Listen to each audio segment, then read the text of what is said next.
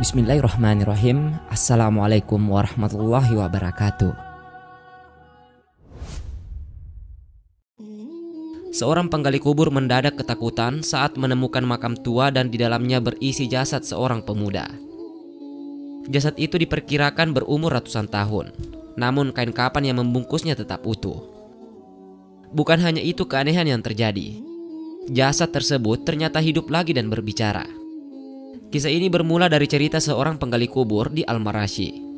Suatu hari, tukang gali kubur itu bercerita kepada ulama bernama Abu Ali Ar-Rabsabadi. Dia bilang, suatu ketika saat ia sedang menggali kubur, ia menemukan sebuah liang lahat. Sekop yang ia gunakan untuk menggali membentur suatu di dalam tanah. Ternyata setelah diselidiki, sebuah liang lahat. Ia merasa liang lahat itu aneh. Agak kasar memang, tapi bukan itu yang jadi masalah. Umur liang lahat itu sudah tampak tua. Ia memperkirakan lubang itu berumur ratusan tahun bahkan lebih. Terbukti, sekop yang biasanya gampang digunakan untuk memecah batu atau tanah tidak berfungsi. Sebagai ahli sosial pemakaman, ia langsung mengerti. Mungkin yang dikubur adalah orang kaya atau sejenisnya. Tapi ketika ia melihat lebih dalam, tampaknya tidak seperti orang kaya. Dari lubang itu tampak sebuah cahaya. Mungkin skopnya sedikit merusak nisan hingga menimbulkan lubang. Dari lubang itu terlihatlah jasad seorang pemuda di dalamnya. Nisan tersebut masih utuh.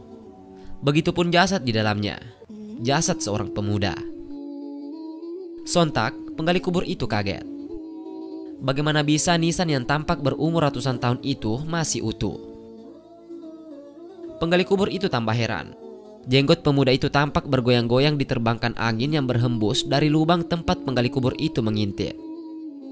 Belum habis kekagetannya, tiba-tiba mata jasad tersebut terbuka dan melihat ke arah penggali kubur.